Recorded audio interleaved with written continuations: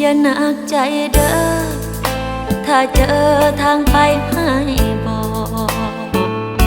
บ่เป็นหยังดอกน้องสิบ่ถามถึงเหตุและผลขอบคุณมากๆที่เคยมอบพักห่มใจจนให้สิทธิ์เปลี่ยนใจอีกคนเมื่ออายพบคนที่ใช่กว่านี้ก็บอกเขาติว่าเฮาบ่มีอีหยังกันแล้ว